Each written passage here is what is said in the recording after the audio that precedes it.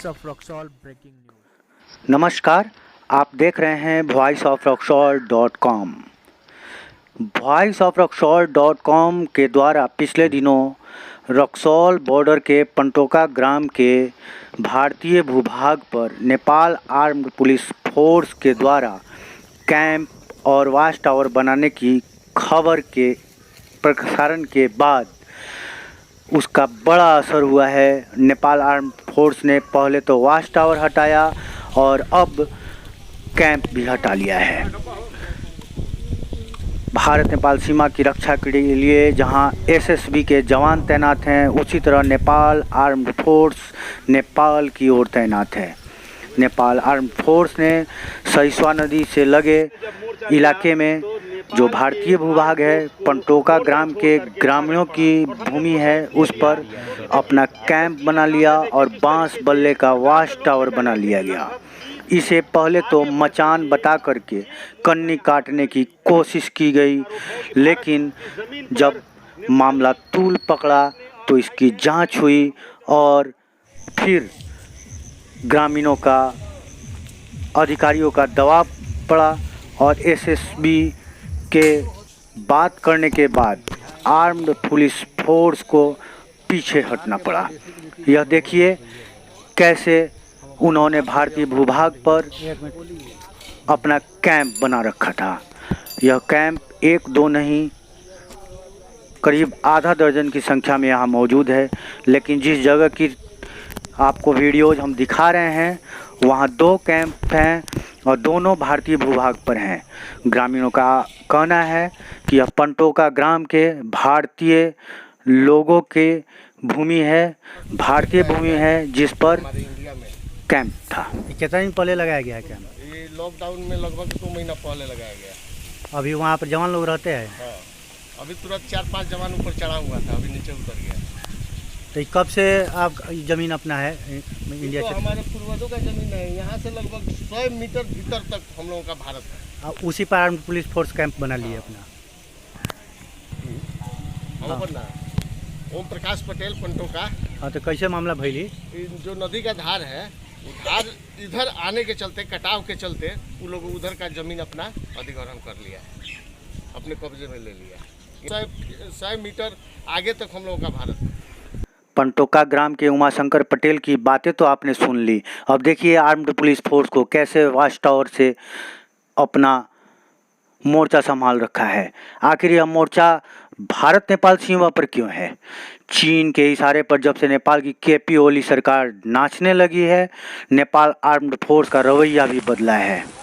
देखिए कैसे उन्होंने ये वाच टावर खड़ा किया था, उस पर कैसे जवान को आपने देखा, कैसे क्या मामला क्या हुआ हालात यहाँ? थे, कैसे हटाया गया वाच टावर? कल कैसे हटे ये कैंप? सीओ साहब थे, कमांडेंट साहब थे, वो लोग आके यहाँ पर नेपाल के उच्च अधिकारी से किसी को बुला के, मैंने आर्म्ड फोर्स को बुला के बात किया कि हाँ, इसको हटाया जाए।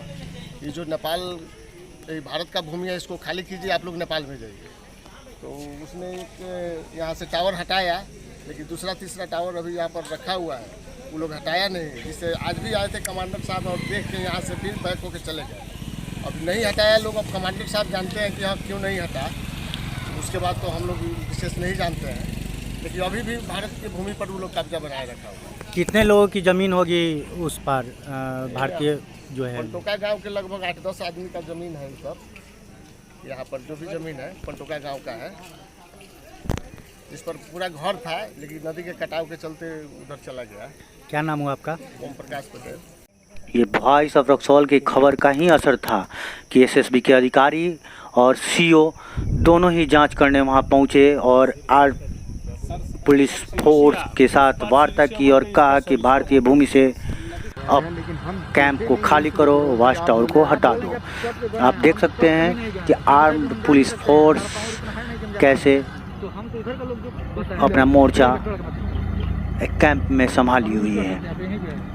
ये तो पक्का मकान है जो नेपाल के पर्सा जिला के छपकैया में दिख रहा है, जहां आर्म्ड पुलिस फोर्स वर्दी में दिख रही है। यहीं पर उनका कैंप बना है, लेकिन भारतीय भूमि पर जो कैंप था वो अस्थायी कैंप था, तंबुओं के बीच आर्म पुलिस फोर्स के जवान 24 घंटा पहरा दे रहे थे। वैसे तो उनका कहना है कि ये तस्करों के लिए हम निगरानी में हैं, लेकिन आखिर इतनी ही दूर में 6 कैंप की आखिर क्या जोड़ी पड़ गई। आर्म्ड पुलिस फोर्स की इतनी बड़ी संख्या आखिर इस बॉर्डर पर अचानक क्यों उतारनी पड़ी नेपाल सरकार को, यह तो नेपाल सरकार जाने। लेकिन वहाँ पिलरों की जो स्थिति थी उसमें कुछ पिलर बाढ़ और नेपाली नागरिकों या यूं कहिए शरारती तत्वों के द्वारा गायब कर दिए गए, जिससे भारतीय भूमि नेपाल के कब्जे में चली गई। इसका कारण सरिस्वा नदी में आई बाढ़ से कटाव था। सुनिए ग्रामीण क्या कहते हैं। जमीन पर जा सकते हैं कि नहीं? नहीं, उधर का गांव का लोग मार कर खेत देता है। लोग पुलिस पकड़ कर ले गई, एक बार मार हुआ तो पुलिस पकड़ कर ले गई, चौकी में बंद कर दी। तो वो जमीन आपकी है, उसका कागज पत्र आप ही के पास है? जी, कागज।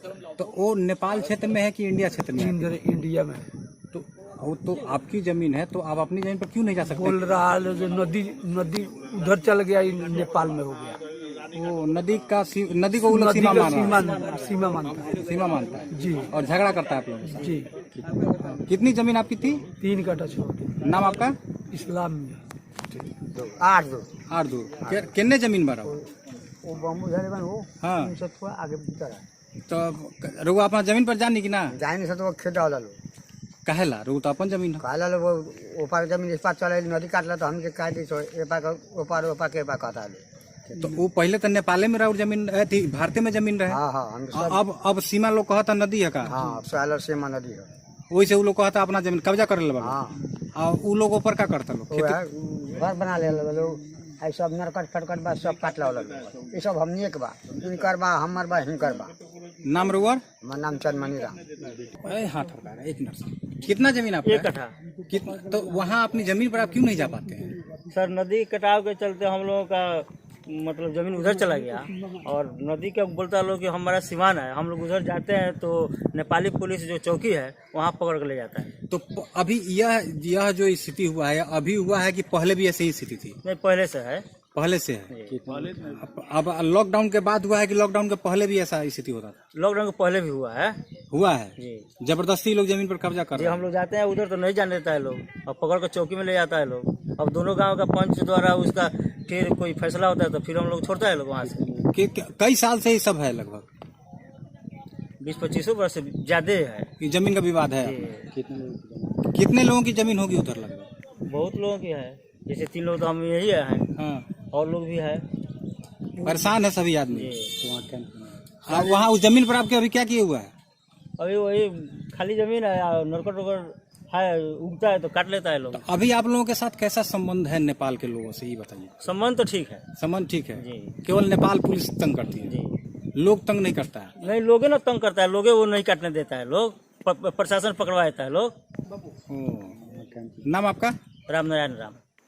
गया था वहाँ देखा। आपने पंटोका ग्राम के ग्रामीणों की सुन ली, अब सीओ साहब की सुनिए। कहा गया वॉच टावर वो अपना हटा ले, तो वॉच टावर वो वहाँ से हट गया है फिलहाल, तो वहाँ मामला खत्म हो गया वॉच टावर के बाद। वहाँ कैंप भी बना लिया गया है आर्म्ड पुलिस फोर्स। पीछे में थोड़ा है कैंप, वहीं पर नहीं है, वॉच टावर के नज़दीक नहीं, वॉच टावर के पीछे है। पंटोका ग्राम के ग्रामीणों का कहना है कि वो भारतीय भूमि है। अब उसके लिए तो पानी अभी नदी में है, उस पर नहीं जा सकते हैं, वो जाने का उस पर सुविधा नहीं है। पानी कमेगा तो उस पर जमीन से मापी कराया जाएगा, किस सीमा में आता है, किस क्षेत्र में। बॉर्डर पर सर मिसिंग पिलर की भी शिकायत मिल रही है, कई पिलर गायब है, इसके बारे में? मिसिंग पिलर तो नहीं है, पिलर इस नदी के इस तरफ भी है और उस तरफ भी होना चाहिए। उस तरफ नदी पार करने के बाद पता चलेगा कि उस तरफ का पिलर क्या है। आर्म्ड पुलिस फोर्स से बात हुई है क्या इस विषय में? एसएसपी के असिस्टेंट कमांडेंट से बात हुई थी। इस बारे में सर बिहार सरकार को रिपोर्ट भेजी जा रही है, क्या हो रहा है? हाँ, भेजने की कार्रवाई हो रही है। आपने सुन लिया कि रक्सौल के सीओ विजय कुमार ने क्या कहा कि वहां से वॉच टावर हटा दिया गया, लेकिन कैंप मौजूद था। यह वही नेपाल है जो गलत नक्शा बनाकर भारत पर काला पानी लिपुलेख और लिम्पधुरा को हड़पने का आरोप लगा रही है। लेकिन आप खुद देख सकते हैं कि कैसे उसने बॉर्डर पर भारतीय भूभाग पर कब्जा कर रखा था। और देखिए कैसे वो लेके अपने कैंप भाग रहे हैं। जब मीडिया की खबर आई, वॉइस ऑफ रक्सौल ने खबर चलाई तो उसका बड़ा असर हुआ। अब ये देखना है कि भारतीय भूमि कैसे भारतीय लोगों को वापस मिलती है।